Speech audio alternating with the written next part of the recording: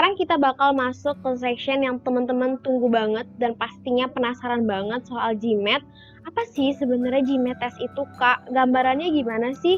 Apakah itu soalnya pakai rumus? Apakah dia menjelaskannya dengan teori? Ataukah dia jawabannya merupakan jawaban yang absolut? Jadi kalian harus menyimak video ini biar kalian tahu sebenarnya GMAT itu kayak apa sih. Nah, teman-teman, aku yakin pasti kalian udah mencari kemana-mana, ke YouTube, ke Google, ataupun bahkan bertanya ke teman-teman dan ke senior di Excel Future Leader, sebenarnya GMAT itu kayak apa sih, Kak? Dan pasti bakal banyak variasi jawabannya. Dan semoga jawaban ini membantu untuk teman-teman memahami tentang GMAT itu sendiri. Nah, jadi GMAT itu merupakan kepanjangan dari General Management Aptitude Test ya. Nah, ini merupakan kalau kata studi in USA adalah tes penyesuaian masuk digunakan di seluruh dunia untuk mengukur potensi akademik bagi pendidikan pasca sarjana dalam bidang bisnis dan manajemen. Nah, dari definisinya aja tuh udah keren banget kan. Di seluruh dunia untuk pasca sarjana di bidang manajemen dan bisnis. Jangan takut buat teman-teman yang dari jurusan teknik atau agrikultur atau IT atau apapun itu yang jurusannya bukan manajemen dan bisnis, karena tes ini tuh insya Allah bakal bersifat general, sama seperti namanya. Ini pada umumnya dan pada dasarnya untuk melihat bagaimana teman-teman dapat menyesuaikan dan memprioritaskan kondisi di saat teman-teman diberikan suatu situasi pada kasus di soal yang akan teman-teman selesaikan. Mungkin lebih tepatnya kayak psikotes ya. Jadi kalian akan diberi masalah, bagaimana kalian menyelesaikannya. Jadi bentuk jawabannya itu tidak akan seperti bentuk jawaban fisika, matematika, ataupun kimia yang udah jelas jawabannya itu benar. 1 tambah 1 sama dengan 2, itu kan benar ya. Jadi kalau GMAT ataupun psikotes itu pasti jawabannya itu berdasarkan dengan kurvanya.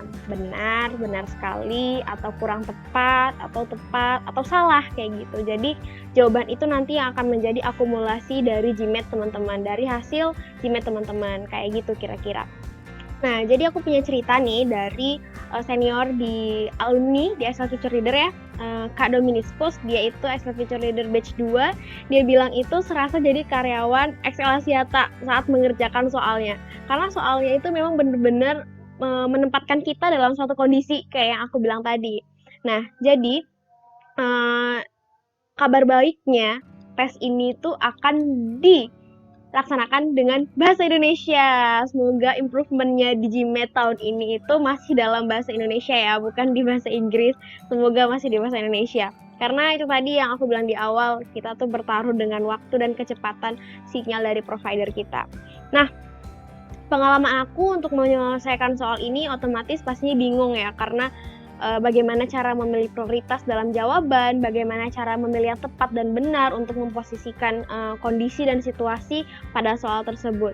Pasti kalian bingung deh, kenapa sih kakaknya selalu bilang situasi dan kondisi? Apa sih sebenarnya bentuk soal GMAT-nya? Gimana sih sebenarnya? Nah, jadi dengerin ya selanjutnya. Jadi itu bakalan ada beberapa jenis soal yang disajikan. Jadi kita hanya bisa mengambil keputusan. Terus juga bakal ada soal hitungan sederhana yang dikemas dalam grafik atau dikemas dalam data. Jadi kalian akan membaca data gitu. Nah, terus juga akan disajikan sekelompok orang atau tipe dengan karakteristik yang berbeda dan kita mengkelompokkan mereka. Kira-kira mereka itu tepatnya sama siapa, mereka itu tepatnya mengerjakan apa. Nah, pasti teman-teman udah biasa dong sama hal itu ya. Terus juga ada soal grafik, pendapatan, jenis produk, dan pangsa pasar perusahaan juga sebagai termasuk konten soal. Aku ulang ya. Yang pertama, kita akan disajikan grafik, data, dan kita membaca grafik. Terus yang kedua, kita akan disajikan situasi kelompok orang dan karakteristik yang berbeda, dan bagaimana kita akan menempatkan mereka.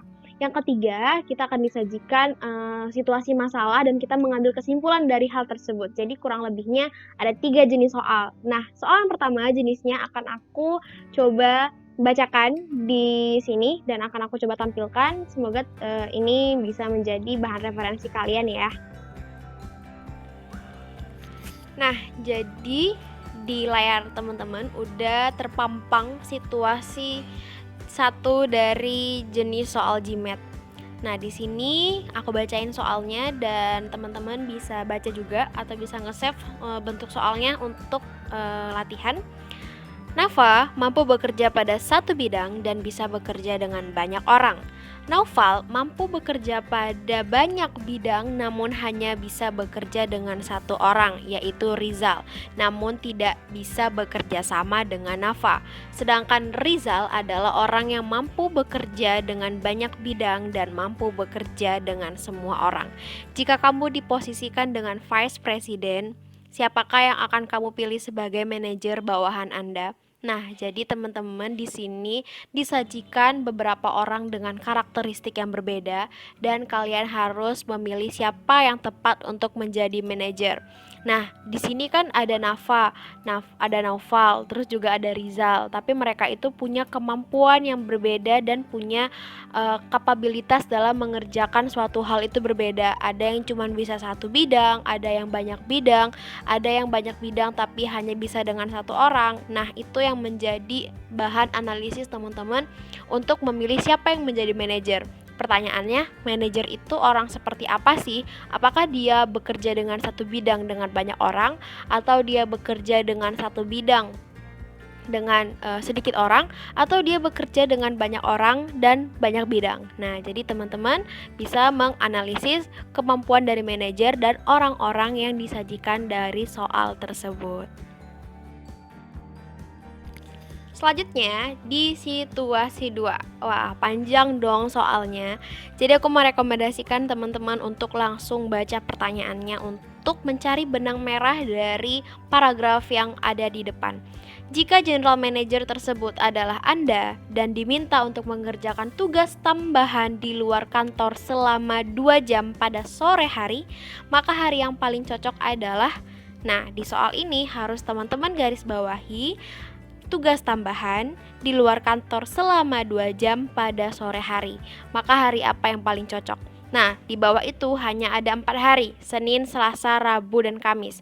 Maka teman-teman harus berfokus pada semua hari yang ada di pilihan tersebut. Jadi kalau ada hari kecuali hari itu, teman-teman gak usah berfokus di situ. Misal ada hari Jumat, berarti teman-teman gak usah fokus di hari Jumat. Berarti teman-teman hanya berfokus di hari Senin, Selasa, Rabu, dan Kamis. Nah, kita baca soalnya ya.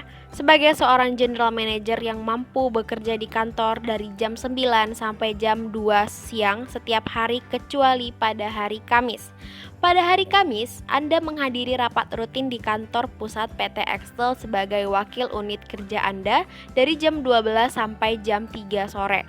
Sementara Anda tetap bekerja di kantor dari jam 9 sampai jam 12. Pada hari Senin, Anda harus menghadiri rapat dengan Komisi 6 DPR di luar kantor dari jam 2 sampai jam 5 sore. Pada hari Selasa, jam 3 sore Anda memimpin rapat sebuah komite yang biasanya berlangsung sampai jam 5:30 sore atau jam 4. Pada hari Rabu, Anda harus mengunjungi beberapa perwakilan di luar kota mulai jam 2. Pada hari Jumat, Anda biasanya mengadakan rapat informal dengan staf kantor dari jam 3 sampai jam 4, yang kadangkala berlangsung hingga jam 4:30 atau jam 5. Nah, berarti dari soal di sini, kira-kira prioritas di waktu mana, di hari apa teman-teman bisa mengerjakan tugas tambahan di luar kota selama 2 jam?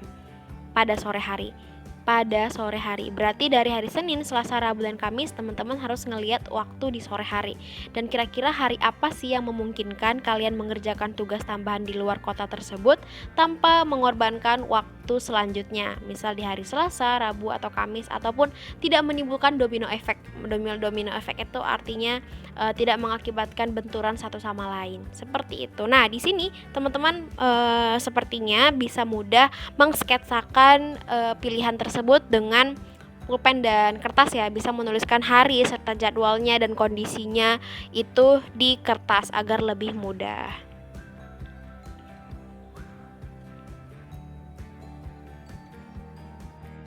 Nah, jenis soal yang ketiga atau situasi yang ketiga seperti yang aku katakan di awal itu biasanya berbentuk chart atau tabel atau data, grafik atau apapun yang kalian diminta untuk membaca data tersebut. Kita langsung baca soalnya dulu.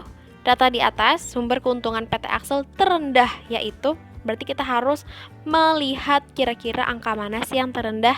Nah, kalau dari soalnya, ini adalah suatu data dari perusahaan yang bergerak di bidang telekomunikasi per Januari hingga Juni. Keuntungan perusahaan ini disajikan. Nah, warna biru untuk paket data, warna merah untuk telepon, dan warna kuning untuk SMS dengan masing-masing poin yang ada persentasenya.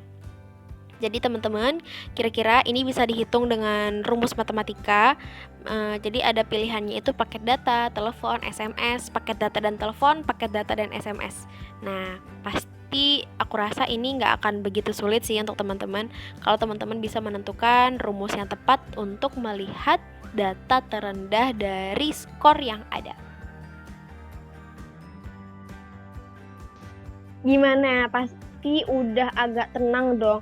Oh, jadi kayak gitu toh GMAT. Oh, jadi kayak gitu soal GMAT. Oh, jadi gitu cara nyelesain GMAT. Jadi aku mau ngasih tipsnya dan triknya biar kalian bisa lebih well prepare soal GMAT ini.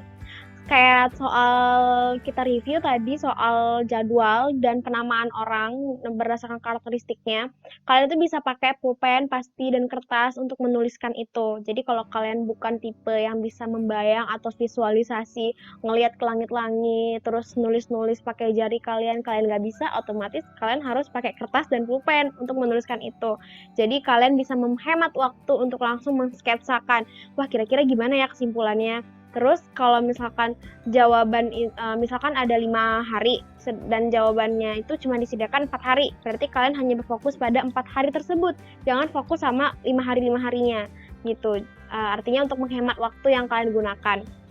Terus juga kalau kalian ditanya data terbanyak, data yang paling sedikit, kalian harus langsung lihat aja tuh data terbanyaknya apa dan apa sih sebenarnya masalah yang buat data itu banyak gitu. Karena bakal ada variasi-variasi jawaban yang paling masuk akal untuk kalian itulah yang kalian pilih pastinya. Dan overall untuk tes ini aku mengedepankan banget adalah kalian jangan panik. Gimana pun kondisinya dan apapun kondisinya kalian jangan panik.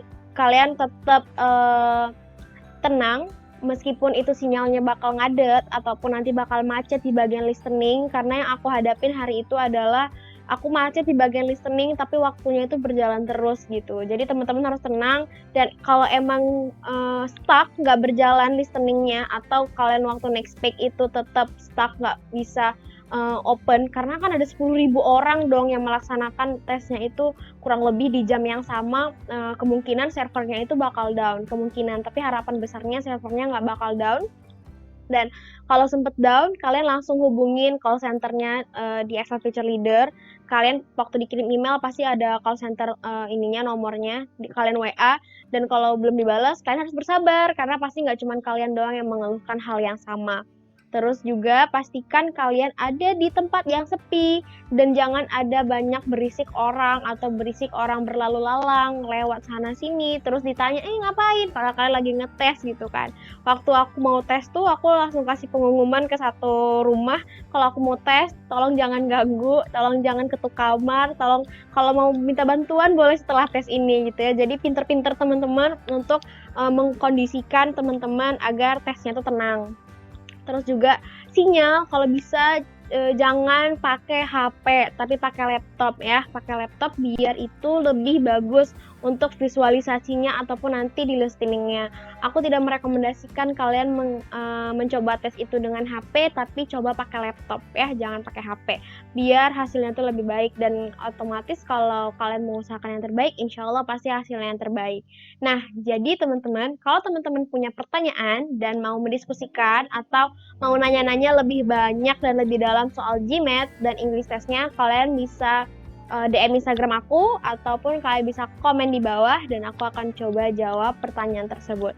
Jadi buat teman-teman, kalau nanti nggak lolos, kalau nanti belum berhasil di stake ini, nggak apa-apa, at least you'll try ya. Setidaknya teman-teman udah berusaha dan teman-teman ada dapat ilmu kan akhirnya. Oh jadi kayak gini GMAT, oh jadi kayak gini English testnya gitu. Dan tidak akan pernah ada yang namanya sia-sia atas nama ilmu. Jadi teman-teman tetap semangat dan jangan lupa untuk terus meluruskan niat Niatnya itu kalau kalian dapat SL Future Leader, otomatis kalian harus menjadi orang yang lebih bermanfaat, terus juga memanfaatkan Excel Future Leader ini sebaik-baiknya, nggak cuma untuk status, nggak cuma untuk gaya-gayaan, nggak cuma untuk senang-senang doang, tapi kalian bisa menjadi future leadernya untuk Indonesia ke depannya. Jadi teman-teman, kalau kalian suka sama videonya, kalian bisa like. Kalau kalian dapat banyak ilmu, kalian bisa share video ini agar video ini mendapat banyak kebermanfaatan dan bisa menjadi pahala buat aku. Terima kasih buat teman-teman, semangat dan tetap meluruskan niat serta terus berdoa ya. Assalamualaikum warahmatullahi wabarakatuh.